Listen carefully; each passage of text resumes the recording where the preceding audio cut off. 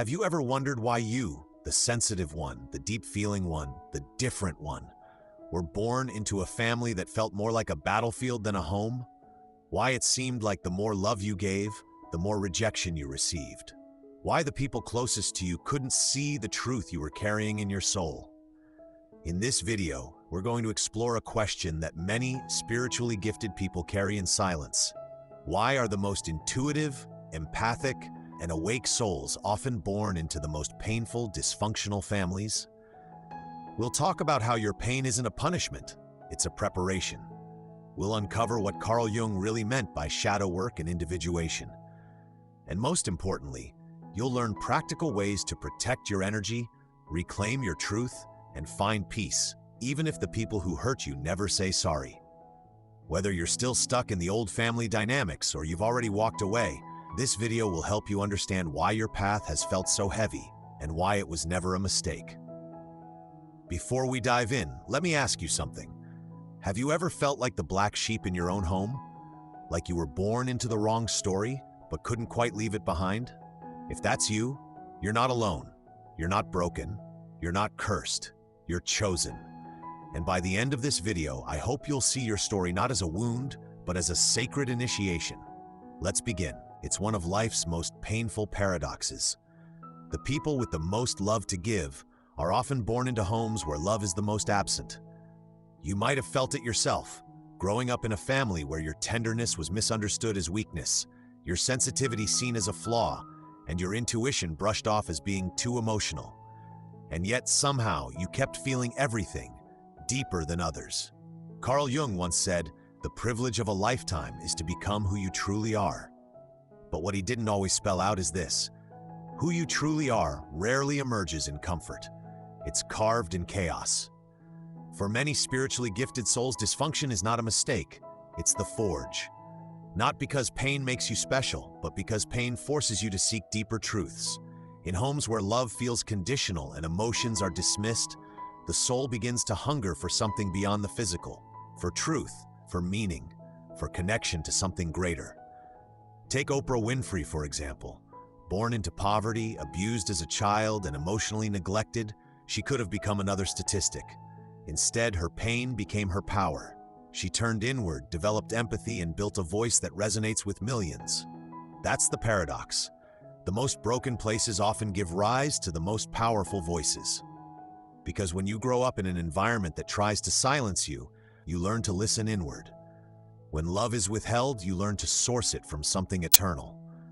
And when you're misunderstood by the people who should know you best, you start seeking a deeper knowing of yourself. So if your family felt more like a battlefield than a sanctuary, it doesn't mean you were abandoned by life. It means life chose you to awaken, early, raw, and deeply. And that brings us to the deeper mystery. Could it be that you weren't just placed in your family by chance, but by choice? Let's explore that next. Let's get one thing clear. You were never cursed. You were chosen. I know, that's a hard sentence to hear when your earliest memories involve betrayal, manipulation, or emotional absence. When the very people who were supposed to protect you didn't. It's easy to ask, why me? But what if the better question is, why was I strong enough to be placed there? There's a concept in spiritual psychology called a soul contract. It suggests that before we incarnate, our soul chooses certain challenges, not as punishments, but as sacred assignments. Not to suffer endlessly, but to awaken early. And for many of us, the classroom we were sent to looked a lot like a dysfunctional family. This doesn't excuse abuse. This doesn't mean you deserve to be hurt. What it does mean is that on a soul level, you came here not just to break patterns, but to transform them. Think of someone like Viola Davis. She grew up in poverty, in a home surrounded by violence and fear. But instead of becoming a victim of that narrative, she used it. Not to bypass the pain, but to deepen her craft, her empathy, and her purpose. That's soul-level alchemy. And here's the truth most people won't say out loud. Toxic families are often a soul's initiation. They teach you what love is, by showing you what it is not. They teach you to think for yourself by trying to control your thoughts. They teach you strength, not through comfort, but through contrast. That's why the black sheep of the family is rarely just rebellious. They're often the most awake. the ones who see the illusion and refuse to keep it going. So if you've always felt like the outsider in your own home, maybe you weren't meant to fit in. Maybe you were meant to break the pattern entirely. And that leads us to a powerful truth. The parts of yourself you were shamed for, your depth, your emotions, your truth, might actually be your greatest gifts.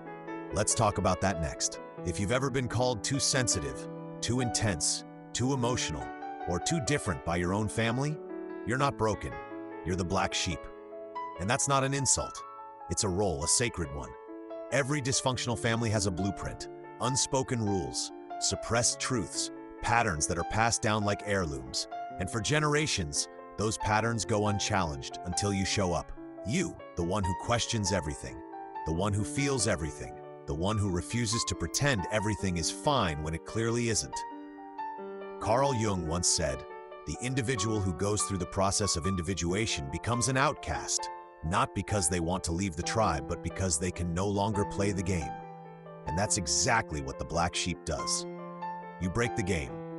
Think of someone like Lady Gaga. Her creativity and raw emotion were misunderstood early on, even by people closest to her.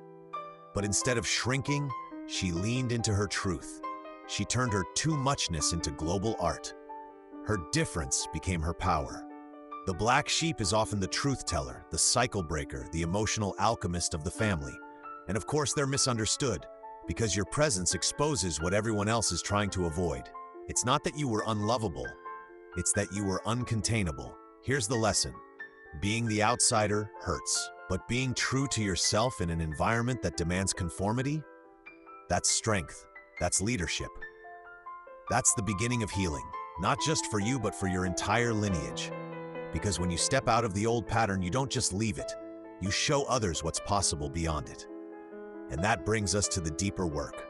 To walk this path fully, you must face what your family trained you to deny. Your hidden emotions, your unspoken truth, your shadow. Let's explore that next. Let's be honest. Rejection hurts, especially when it comes from the people who were supposed to love you first. Parents who dismissed your dreams, siblings who mocked your feelings, relatives who rolled their eyes every time you spoke your truth. But here's the sacred shift. Rejection doesn't mean you're broken. It means you're being redirected to source. Carl Jung believed that what the world rejects in us often holds the key to our wholeness. In other words, rejection doesn't destroy your soul. It awakens it. Because when love is withheld, you start looking inward. When validation is absent, you learn to trust your own voice. And when you're excluded for being too much, you discover that your too much is exactly what makes you magnetic. This is emotional alchemy, taking the raw material of pain and turning it into power. Think about Tyler Perry. He was homeless, rejected over and over, and laughed out of rooms for his vision. But instead of folding, he channeled that pain into his storytelling. Now he's built an empire rooted in faith, resilience, and creativity. His rejection became fuel. And maybe you're not building a media empire, but you're building something. You're building inner strength. You're building clarity. You're building a life that's no longer based on chasing approval, but radiating from truth. Here's the lesson. You don't have to keep asking people to love you the way you wish they would. You can grieve what wasn't given and still give it to yourself. You can stop knocking on doors that were never meant to open, and instead, build your own sanctuary. One where your sensitivity is sacred, not shamed. Rejection is not the end of your story. It's the portal into the next chapter. And in that next chapter, something becomes clear. You're not here to carry your family's emotional weight forever. You're here to set it down, to release the roles, to reclaim your space. Let's talk about how to do that, without guilt and with grace. Let's talk about something many of us were never taught growing up: boundaries. If you were raised in a dysfunctional or emotionally chaotic family, boundaries may have felt like betrayal. Speaking up was disrespect. Saying no was selfish. Pulling away from toxic energy was cold or ungrateful. But here's the truth your nervous system needs to hear. Setting a boundary isn't an act of disconnection. It's an act of self-respect. Carl Jung once wrote that until you make the unconscious conscious, it will direct your life and you will call it fate. So many of us unconsciously repeat the same patterns: overgiving, people-pleasing, shrinking to stay safe. Why? Because we were trained to earn love through self-abandonment. But love that costs your peace isn't love, it's control. Think of someone like Selena Gomez. She walked away from a massive pop career, toxic dynamics, even social media, for the sake of her mental and emotional health. She drew a line, and in doing so reminded millions of us that you don't need to set yourself on fire to keep others warm. Here's a small, powerful truth. You can love someone and still say no. You can care deeply and still create space.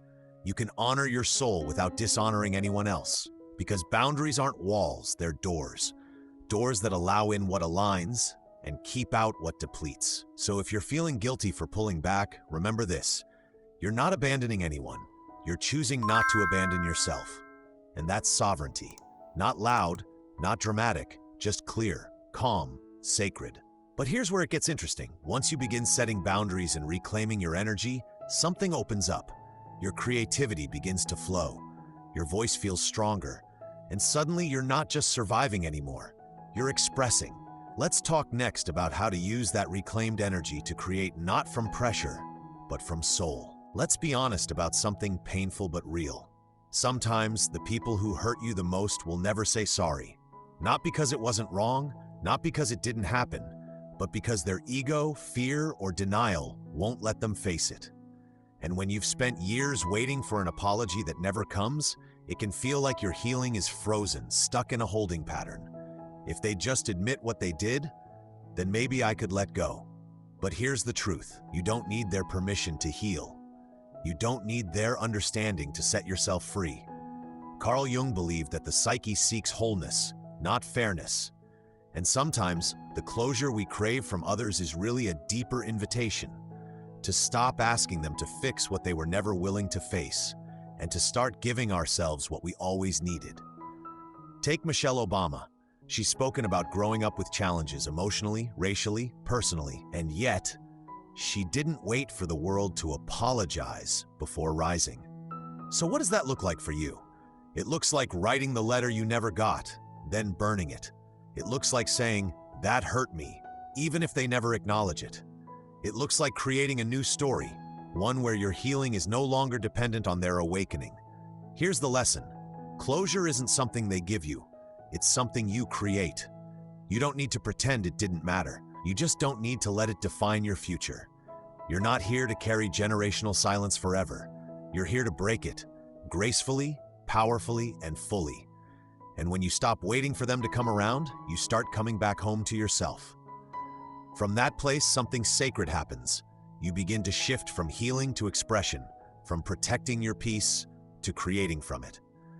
And that leads us to the next chapter, how to channel your lived experience into soul-led work, without a title, degree, or anyone's permission. Let's explore that. Families are powerful mirrors, not always because of how much love they offer, but because of how much shadow they reflect. Carl Jung taught that the parts of ourselves we suppress, deny, or reject, the shadow, don't disappear. They get projected. And where do they show up the most clearly? In the dynamics with the people closest to us, especially family. Maybe your siblings belittled your ideas, and now your inner voice sounds a lot like their sarcasm. But here's the shift. What if the roles your family placed you in weren't reflections of who you are, but reflections of who they refuse to face within themselves? Think about it. The black sheep is often just the one who tells the truth. The too sensitive one is usually the only one feeling what everyone else is avoiding. When you step back and look through the lens of shadow work, you realize they weren't just parenting you. They were projecting onto you. And those projections, they point straight to your deepest healing and your deepest gifts. Take Gabor Mate, for example. He's a trauma expert who spent years exploring his own childhood wounds. Instead of repeating the family silence, he turned toward the pain. Now his life's work is helping others do the same. Your family dynamics, especially the most triggering ones, are not random. They're invitations. Invitations to ask, what patterns am I being called to break? What feelings was I trained to avoid? What truth do I now have the courage to speak? Here's the lesson. Your family didn't define your worth, but they did help you discover what parts of you were buried. And now it's time to bring those parts back into the light. Because once you stop seeing your pain as personal and start seeing it as patterned, You reclaim the power to rewrite the script. And in that rewriting, something else awakens. The artist, the soul-led creator, the messenger. Let's talk next about how your story, when expressed with love, not ego, becomes your most healing transmission. You can do all the shadow work, say the affirmations, even cut ties with toxic family. But if your nervous system still feels unsafe, your soul can't fully rest. Healing isn't just about mindset, it's about safety. And for those of us raised in chaotic, unpredictable, or emotionally unsafe environments, our bodies learned early on. Don't relax, don't trust, stay alert, survive. Carl Jung said, "Until you make the unconscious conscious, it will direct your life and you will call it fate." And your nervous system? It's the unconscious, wired into your flesh. So how do we begin to rewire it? How do we build what I call spiritual immunity?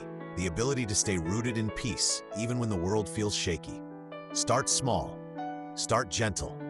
A daily grounding practice.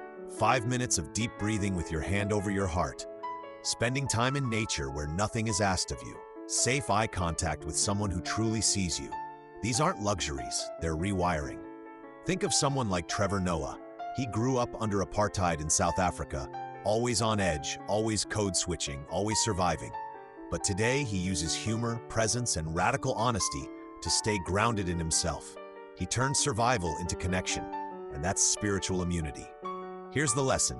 You can't think your way into safety. You have to feel it. Slowly, consistently, patiently. And every time you choose calm over chaos, softness over shutdown, presence over panic, you're teaching your body, we're safe now.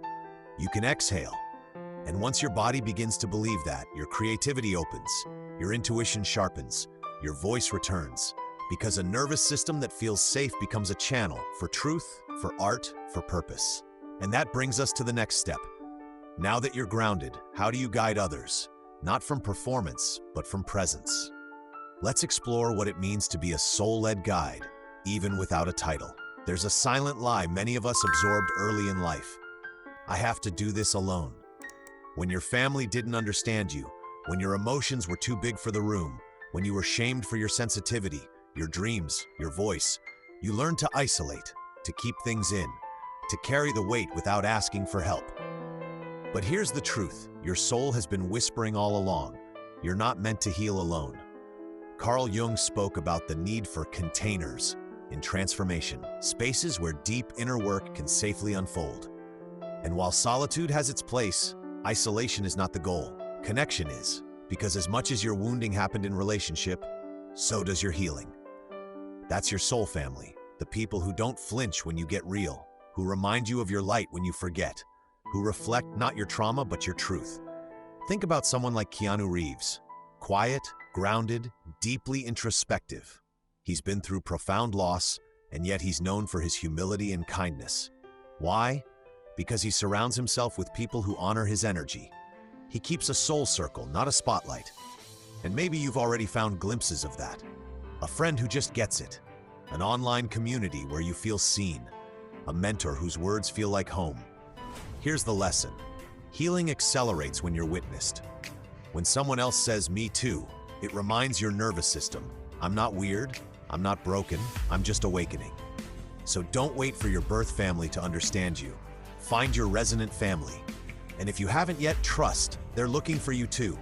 Because once you're surrounded by those who see you, you stop shrinking, you start rising. And that brings us to the final piece of this journey. What if all of this, your pain, your growth, your voice, wasn't just for you? What if you came here to end what hurt you and begin what heals others? Let's close with the truth about your legacy. If you've made it this far, you already know something most people spend a lifetime avoiding. You are not here to repeat. You are here to disrupt. Not in a chaotic way, not with anger or revenge, but with clarity, courage, and soul.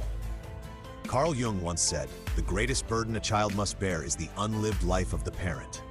And you're the one brave enough to stop carrying it. You are the sacred disruptor. That means you question what others accept, you speak what others suppress, you live in a way that makes people uncomfortable, because you're free. Think about someone like Prince Harry. He walked away from royalty, from centuries of expectation, to protect his family's emotional well-being. He got criticized, misunderstood, but he chose peace over tradition. truth over performance. That's disruption. That's legacy work. Being the one who breaks the cycle isn't glamorous. Sometimes it's lonely. Sometimes it feels like nothing is changing. But every boundary you set, every truth you speak, every time you choose healing over hiding, you're rewriting the future. Here's the lesson. You don't need everyone to understand you. You don't need approval from the system you came to shift. You just need to stay rooted in who you are. Because your presence is the permission someone else needs. Your voice is the echo someone else has been waiting for. And your healing? It's not just personal. It's ancestral. It's global. You are not behind. You are not broken. You are becoming.